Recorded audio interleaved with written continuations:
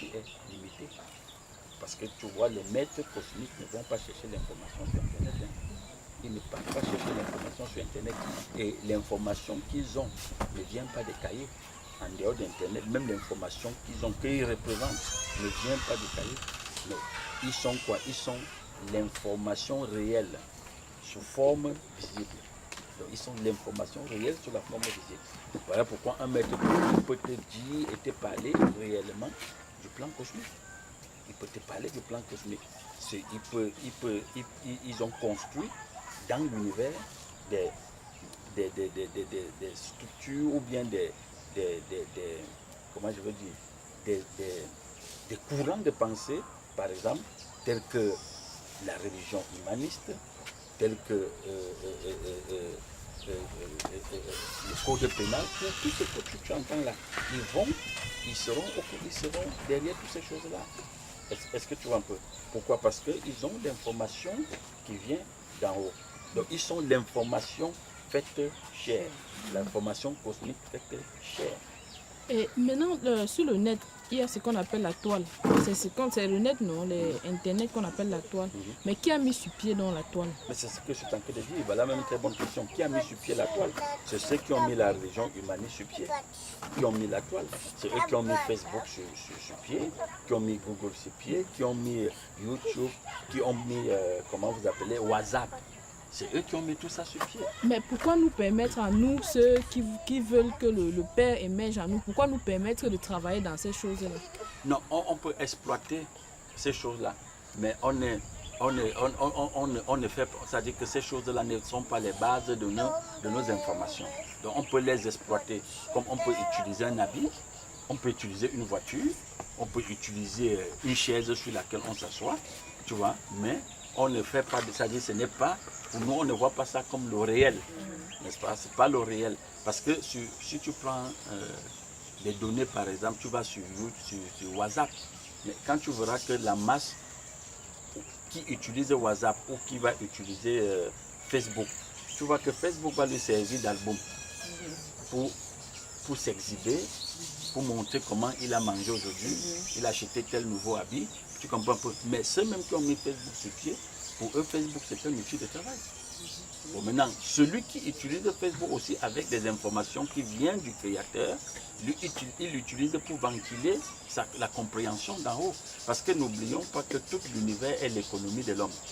Donc tout l'univers est l'économie de l'homme, même si Facebook vient d'une conscience cosmique, mais elle fait partie de l'économie, puisque celui-même qui met Facebook sur pied, il fait partie de l'économie de l'homme. Je dis même l'humain qui a pensé Facebook ou qui a reçu la vision de Facebook, il est l'économie de l'homme. Avant même que ce qu'il a mis sur pied est l'économie de l'homme. Donc c'est ça. Donc tu comprends bien que tout départ au niveau de la source de l'information. Si on devient l'information faite chère, l'information réelle, on devient puissant, efficace. Mais si on est un sujet qui ramasse les informations, qui cherche des bouts d'informations, collecte les bouts d'informations, tu restes limité. Parce que l'information, c'est la source. L'information, ce n'est pas les données qu'il y a dans le cahier ou bien qui est sur Internet. Ce n'est pas ça l'information. Ça, c'est une information pour contrôler la masse et le diriger dans une cible qui n'est pas vraie. Mais je posais ma question parce que je vois souvent sur le net, parfois quand certaines personnes, comme dernièrement, j'ai vu une jeune femme qui a demandé aux gens de ne plus manger McDonald's. Et puis on a bloqué sa boîte. Tu vois, je voulais juste savoir si est-ce que ces gens, celui qui a mis la toile sur pied, est-ce qu'il est conscient que c'est la vérité que nous sommes en train de propager? Puisqu'il vient de la source cosmique, il vient de Satan. Non. Si on prend le cas, par exemple, où quelqu'un dit de ne pas manger un aliment ou alors de ne pas utiliser les articles d'une société, bon, ils peuvent fermer ça, ils peuvent fermer, comme tu le dis, juste pour des raisons de commerce. Hein. Ce n'est pas parce qu'en fermant, on veut dire qu'elle a dit la vérité. Même si tout à l'heure, j'ai pensé à ça, tu te lèves, tu proclames à tout l'univers que ne faites pas ci, ne faites pas ça. Comme c'est l'ordre moral, tu continues seulement à les mettre sous des préceptes, sur la loi, en fait, n'est-ce pas? Sur des règles. Ils ne peuvent pas s'en empêcher. Ils vont le faire, puisqu'ils sont l'ordre moral personnifié. Ils vont le faire. Dis aux gens, même avec le mytho, que McDonald's est mauvais. Ils vont continuer à manger. Puisque quand on dit McDonald's, ce n'est pas le nom qui est un problème. L'aliment qu'ils consomment là, c'est l'énergie. Et cette énergie est identique à ce que représente l'être humain. Donc, ils consomment comme ça ce qu'il est. Donc, vous ne pouvez pas lui dire que McDonald's est mauvais et vous pensez que c'est ça qui va lui faire ne pas manger McDonald's. Donc, c'est ça. Regarde, ce qui est simple dans cette histoire, c'est que quoi? C'est que si nous voulons changer la civilisation qui est là, n'est-ce pas? On va échouer. On ne change pas une civilisation qui est établie, qui a une source bien identifiée. Mais qu'est-ce qu'on fait? Il faut créer juste une nouvelle civilisation. Tu comprends? Ça veut dire quoi? Ça veut dire que même les pasteurs qui s'élèvent, disent Dieu m'a dit d'aller et pour annoncer l'évangile, hein, de parcourir la terre, annoncer l'évangile. Si tu annonces l'évangile sans identifier la source des sujets qui sont en face de toi, tu vas buter. Alors ça fait en sorte que quand on veut changer quelque chose, il faut d'abord qu'on soit changé nous-mêmes et qu'on soit une information qui est concrète à celle qui est dans l'univers. Et puis, on va maintenant multiplier notre espèce. Voilà pourquoi je dis toujours que c'est le Messie qui annonce au Messie. Je dis bien le Messie annonce au Messie la bonne nouvelle. Le Messie n'annonce pas aux êtres astraux la bonne nouvelle. L'être astral n'est pas appelé à recevoir la bonne nouvelle. Donc le Messie annonce au Messie la bonne nouvelle. Et le Messie reproduit lui-même là. Donc le Messie parle au Messie parce que nous sommes dans une communication de vis-à-vis. On n'est pas dans une communication avec une pièce qui est concrète à l'autre. Donc c'est comme ça. Voilà pourquoi on te dit que tous ceux qui sont nés de nouveau marchent à la suite du Messie. Bon, comme on est en train de parler de l'informatique, De l'information. L'informatique, oui, l'Internet. J'aimerais qu'on parle un peu de la puce RFID qui vient de sortir, parce que j'ai suivi des gens qui ont dit que cette puce peut te faire penser, réfléchir, cette puce peut te faire t'examiner si tu es malade. Qu'est-ce que tu penses de ça? Est-ce que, en tant que ceux-là qui veulent retourner au Père, est-ce qu'on peut utiliser ça ou bien? Non, la puce RFID, déjà quand on dit quelqu'un retourne au Père, pas qu'il veut retourner au Père, quelqu'un qui est retourné dans la compréhension qui vient d'en haut, émerge là, tu sais ce qu'il a de précieux, c'est lui-même. C'est lui-même. C'est-à-dire que ce n'est pas l'univers. Parce que, en fait, ce qui est là, c'est que dans celui qui vient d'en haut, il est la fonction visible du Créateur. Donc, il est une pensée créatrice. Est-ce que tu vois? Mais par contre, la puce RFID, son rôle, c'est quoi? C'est un bout d'énergie cosmique qui est renfermé là pour booster l'énergie cosmique aussi qui est là. C'est-à-dire que c'est un bout d'énergie cosmique, c'est-à-dire que c'est un volume d'énergie un peu plus élevé que l'humain. Qu'on veut l'accorder, on veut lui donner. C'est comme si tu as chargé l'humain, hier tu le chargeais à 2 volts, maintenant tu vas le charger à 100 volts. Donc ça veut dire qu'on peut booster la compréhension cosmique qu'il est, on peut amener son regard psychique, son regard cosmique un peu plus avancé. Donc c'est le rôle de la puce. Ça, c'est le rôle de la puce. C'est pourquoi on te dit bien qu'avec la puce RFID, quelqu'un peut t'examiner à distance. Ou alors toi-même, tu peux communiquer par télépathie. Tu n'auras plus besoin d'un téléphone. Parce que la puce RFID, c'est un volume d'énergie plus costaude que le téléphone que tu vois. Parce que même le téléphone est un volume d'énergie. Elle est plus costaude. Elle pourra faire le travail 100 fois plus que ce que le téléphone peut faire. Donc je n'aurai pas besoin de composer un numéro pour appeler X. Mais si je pense seulement que je veux causer avec X, mais je cause avec lui dans ma pensée, à partir de la puce RFID. Donc c'est ça la différence. Donc c'est juste, on montre là encore davantage un degré de mutation de la conscience cosmique qui est là. Est-ce que nous, on aura besoin d'utiliser ça? Non, mais celui qui est né d'en haut, celui qui vient d'en haut n'a pas besoin de puce. Parce que la puce, malgré que je peux communiquer par télépathie, faire certaines choses, cela reste toujours limité. Parce que c'est un produit qui vient de l'univers. Et tous les produits qui viennent de l'univers sont appelés à disparaître. Donc la puce RFID ne serait pas éternelle. Et elle ne peut même pas être éternelle. Est-ce que tu vois? Bon, par contre, celui qui est né du Créateur, c'est-à-dire qu'il est la pensée, je le répète, il est la pensée, pas une pensée. Il est la pensée créatrice. Donc ça veut dire quoi? Ça veut dire que Comme dans les Écritures, on te dit que quelqu'un s'est déplacé par lévitation. Il peut se déplacer par lévitation. Donc il n'a pas besoin d'avion. Il n'a pas besoin que les lois de la physique jouent sur lui. Il peut communiquer à distance sans avoir aussi besoin de téléphone. Il peut créer ses ressources pour subvenir à ce qu'on appelle les besoins physiologiques au quotidien. Il peut faire venir ça à l'existence.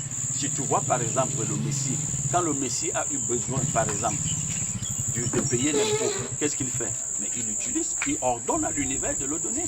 Mais entre-temps, quand il fallait qu'il nourrit les gens avec le pain, qu'est-ce qu'il fait? Il a multiplié le pain.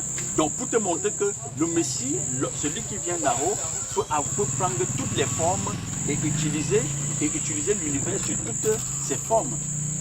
Est-ce que tu comprends? Donc c'est de ça qu'il est question. Je dis bien, si quelqu'un vient d'en haut, il n'a pas besoin d'utiliser, enfin, il n'aura même pas besoin de la puce. Même si vous lui présentez la puce, c'est comme si vous limitez ses potentiels. Parce que la puce a un rôle de booster les potentiels. Donc, il n'y a pas de potentiel plus élevé que la compréhension qui vient du Créateur. Il n'y en a pas.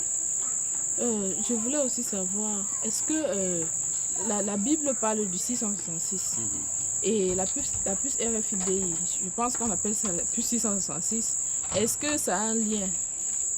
Mais la puce RFID, c'est le 666 sur sa forme visible. Puisque l'identité que portent les humains, c'est le 666. Le 666, comme dit les Écritures, c'est le chiffre de la bête. C'est-à-dire que la bête, qui est quoi? Qui est la conscience cosmique. Donc, les humains qui sont là étant le prolongement de la bête, mais ils sont le 666. Vous pensez qu'il y a un 666 en dehors de la conscience cosmique? Le 666, c'est la personne de l'humain. Donc, c'est le chiffre, on te dit bien, c'est le chiffre du désordre. Mais au quotidien, quand vous voyez le comportement des humains au quotidien, c'est quoi? Mais elle ne reflète que le désordre. L'humain est fondé sur l'échec et sur le désordre. Donc il n'y a pas... Est-ce que celui qui a pris la puce, est-ce qu'il peut retourner vers le père ayant déjà la puce, ayant déjà... il y a la puce. Mais de toutes les façons... Il peut avoir encore la pensée du père, parce que sa pensée est déjà focalisée là. De toutes les façons, quand on regarde, ça dit que quelqu'un qui atteint la dimension de la puce, ça veut dire que c'est une conscience cosmique un peu avancée. Elle peut être avancée dans l'horizontale, parce que même ceux qui viennent d'en haut, vertical, ils n'auront pas besoin de puce. Hein. C'est-à-dire la conscience cosmique qui est verticale, ils n'ont pas besoin de puce.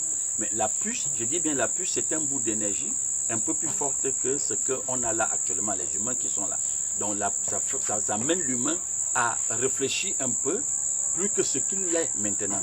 Mais par contre, quelqu'un qui se développe déjà verticalement, qui est au sein de Marianne, qui est peut-être au sein de la conscience cosmique de Satan tous les jours, n'a pas besoin de la puce. C'est où je parlais de l'information. Il est la conscience cosmique sous sa forme visible, faite chair. Donc il est l'information cosmique. Par contre, les petits peuples là, c'est eux qui ont besoin de puces pour qu'on booste un peu leur compréhension. Mais qui serait toujours cosmique, une compréhension qui est cosmique. Mais celui qui vient du Créateur, je dis bien, il est la pensée créatrice. Il n'y a pas une pensée au-dessus de la pensée créatrice. Déjà, c'est la seule pensée dans l'univers. C'est elle qui a amené même la conscience cosmique à l'existence. Donc on ne peut pas dire que quelqu'un qui vient du Créateur aura besoin de plus. Pour faire quoi? Puisque c'est lui qui régule la conscience cosmique au quotidien. Parce qu'en dehors du Créateur, imaginez un instant que le Créateur n'existe pas, ou que le Créateur n'est plus, qu'il disparaît. Mais si le Créateur disparaît, Satan même sera le premier à disparaître. Parce que même Satan doit sa survie au Créateur. C'est de ça qu'il est question. Est-ce qu'il est possible que, moi je veux qu'on parlait de gens qui vivent dans le Saint-Jean, bon, serait quelle race de personnes, ou bien peut-être jusqu'à nous, ou bien la nouvelle fabrication. Parce que nous venons de l'univers. Mais je peux dire aujourd'hui que nous vivons, nous avons été faits fabriqués différemment. La nouvelle fabrication aujourd'hui, telle qu'on va dire qu'on va prendre le spermatozoïde, soit les mères porteuses, soit les machins qu'on met dans les congélateurs pour fabriquer les hommes. Est-ce que ces hommes-là auront la possibilité d'épouser la pensée créatrice? Non, mais ils ne peuvent pas. Déjà, même les sujets que quand on parle, ce sont des supra-humains. Hein. Ceux qui vont aller dans les 500 ans. Là. Hein. ça ne veut pas dire qu'ils sont créateurs. Ils restent limités par le temps. C'est juste le temps qu'on a repoussé. Mais ils sont appelés toujours à disparaître. Et là, Ils ne peuvent jamais épouser la pensée perdue. Même en suivant les instructions. La majorité sont des robots. La majorité sont des robots. Vous voyez, parce qu'en fait, dans le regard de la conscience cosmique, les sujets qu'on appelle humains sont fatigués. On atteint l'apogée des humains. Il faut qu'on efface cette espèce. Tu vois, et on laisse la place à l'informatique, comme je disais là, aux êtres informatisés, fabriqués. Est-ce que vous voyez un peu? Donc c'est de ça qu'il est question. Donc ça fait en sorte que dit qu'on va donner le regard du créateur. Le créateur n'est pas aveugle hein, pour donner son regard, sa compréhension à la machine. Mais non, il ne peut pas le faire. Et de toutes les façons, ce qui est sûr, c'est que le créateur, je le répète, le créateur donne son regard au créateur. C'est-à-dire que quand vous voyez les sujets humains qui sont là, en eux, le créateur sait quelle terre, dans quelle terre va émerger ce que lui-même il est. Ça, il le sait. Prenez juste l'exemple entre Pierre et Judas. Vous voyez bien que l'homme savait dans quelle terre va émerger. Mais cela ne veut pas donc dire que quelqu'un qui est assis là déclare directement que je suis Judas. Mais non. Voilà pourquoi l'information avait été communiquée à Judas et à Pierre. Sinon, on aurait exclu Judas. On aurait exclu Judas. Est-ce que vous voyez un peu? Donc c'est de ça qu'il est question. Bon, maintenant, les sujets qu'on fabrique, le créateur, je le dis bien, le créateur n'est pas aveugle pour savoir que ça c'est un sujet qui est fabriqué. Et le créateur, ce n'est pas l'univers qui impose au créateur que ça c'est un corps dans lequel il faut que tu émerges. Le créateur sait dans quel corps il va émerger. Et il sait dans quel corps, c'est-à-dire lui là, va voir le jour. Ça, il le sait. Il le sait. Donc on ne peut pas le tromper. Donc si on en fabrique autant, ce n'est pas le problème du créateur. Et avant que je ne sorte de là, il y a quelque chose qu'on doit dire qui est très capital. Comme je le disais à Yaoundé l'autre jour, même si on fabrique des gens qui vont faire 1000 ans, ce sont des signes de détresse pour la conscience cosmique. Donc moi, ça ne m'intéresse pas qu'on fabrique les gens. Parce que pour moi, c'est plutôt des indices qui montrent que la compréhension qui vient du créateur actuellement est en train d'alarmer les consciences cosmiques avancées. Voilà pourquoi ils veulent tout faire pour étouffer. C'est comme une guerre. C'est-à-dire qu'ils se préparent là pour une guerre. Ils se préparent pour une guerre. Donc, oui, en sachant que s'ils ne font pas quelque chose, par exemple, pour éliminer ceux qui sont... Parce qu'eux-mêmes ne savent pas dans quelle terre va émerger le créateur. Si on ne fait pas tout pour éliminer, ou alors pour créer une autre espèce avant que ceux-ci ne nous lâchent, mais c'est eux qui vont souffrir. Donc, ce sont des gestes de détresse. Que vous voyez, on te dit on va faire la puce RFIDI, on va créer des nouveaux potentiels d'humains qui vont venir là avec des facultés un peu plus développées que ceux qui sont là. Ce sont des signes de détresse. Bon, et je le disais toujours que c'est un bon marché pour l'homme. C'est où tu comprends que tout ce qu'on peut faire dans l'univers, c'est pour la gloire du Créateur. Tout ce qui peut se passer dans l'univers, c'est le Créateur qui est au contrôle et c'est pour sa gloire. Parce que si vraiment ces gens dont vous parlez, qu'on fabrique et qui sont nombreux, comme la pensée créatrice est au-dessus de tout, mais s'il voit qu'il veut se multiplier, elle va se multiplier. Et l'autre aspect, c'est que quoi? C'est que les humains qui sont là, je vous dis bientôt, ils seront inemployés.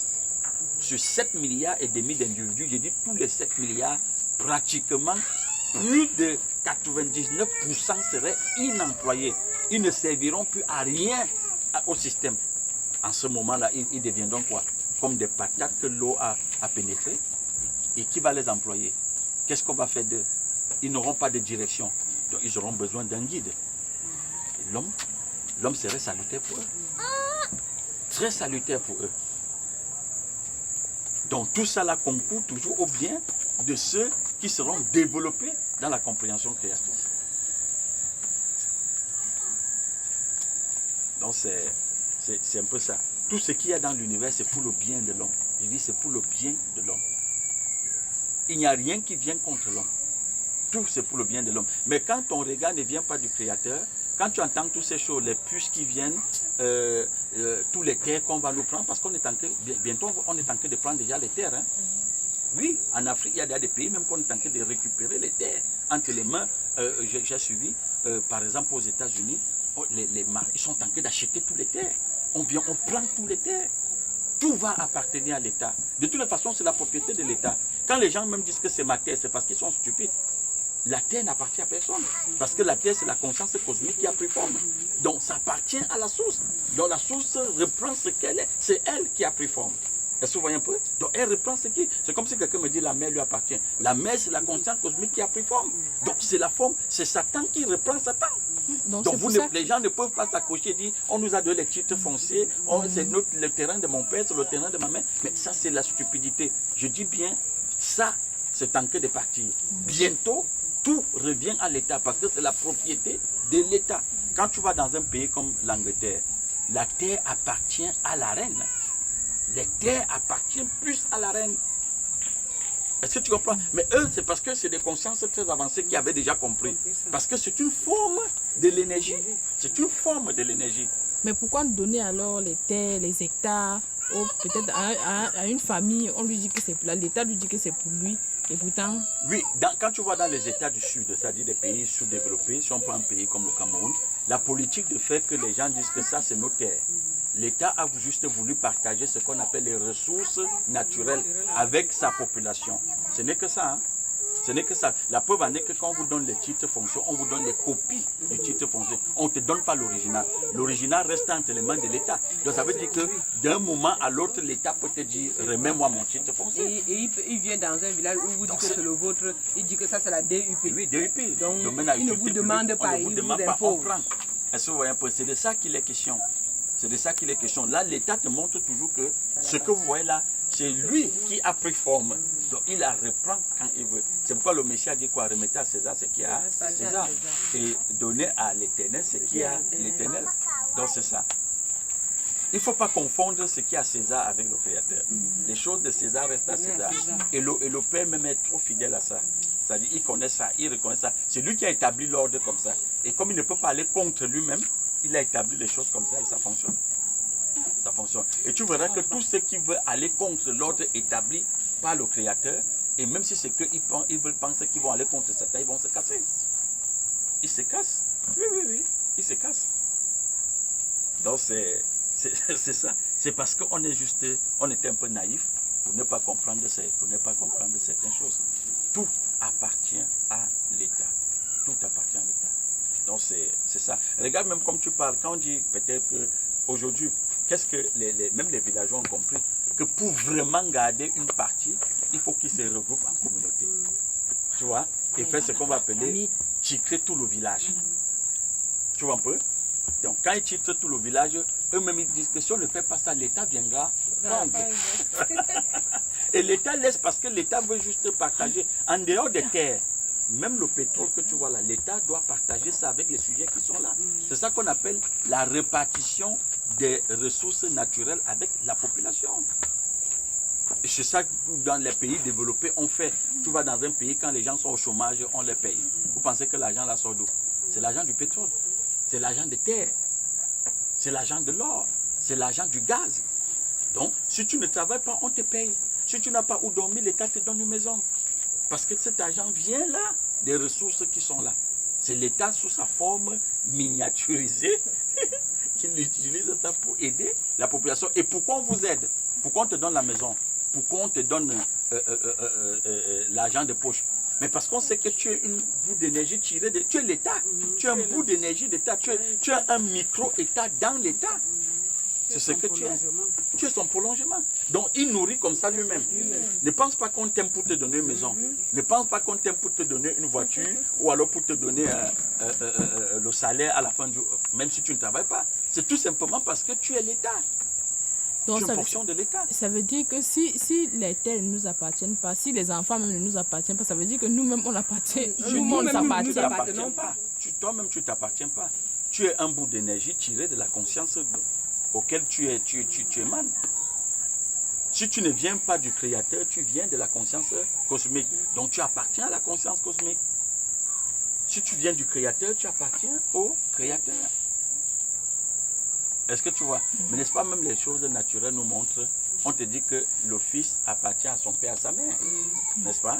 L'enfant appartient à son père et à sa mère, il n'appartient pas au voisin. Et ça revient à ce que tu nous disais, la pensée, nos pensées ne nous appartiennent pas. Non, on ne peut pas avoir des pensées propres. C'est pourquoi il n'y a pas de libre arbitre, ça n'existe pas.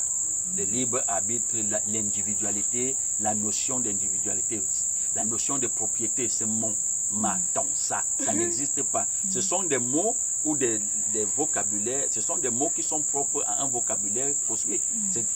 Ça appartient au lexique de la mort. Donc voilà pourquoi quand l'homme émerge même en nous, là, même notre lexique, il y aura un nouveau lexique pour la nouvelle civilisation qui est là. Parce que quand moi je vais employer des mots, dans mon lexique par exemple, les mots comme pardon, amour, ça ne peut pas exister. Ça ne peut pas exister.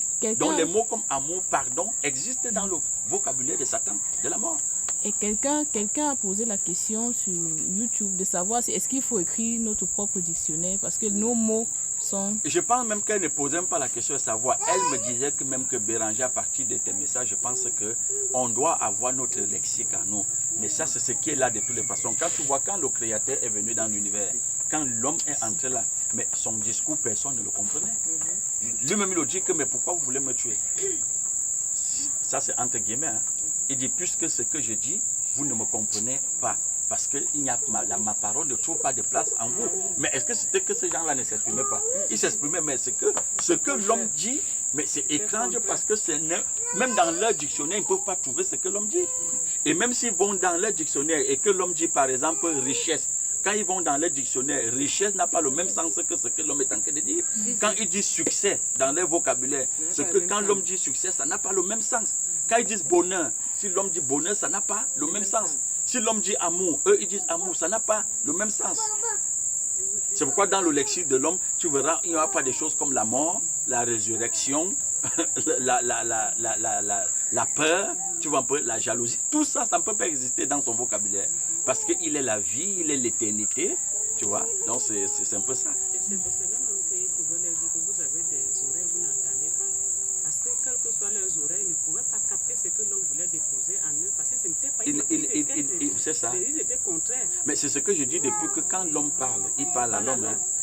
L'homme ne parle pas aux êtres astraux. Parce que les autres astraux que tu vois là, c'est des morts.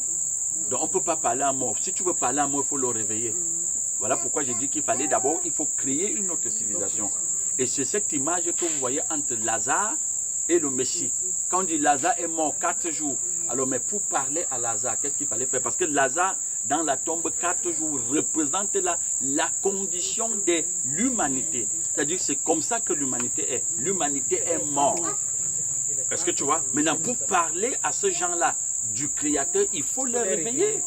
Il faut créer un nouveau Lazare. Voilà pourquoi il a créé Lazare. 4 jours, on dit bien il a une décomposition. Ça veut dire que ce n'est plus un sujet de notre environnement, de notre milieu. Donc il fallait le recréer.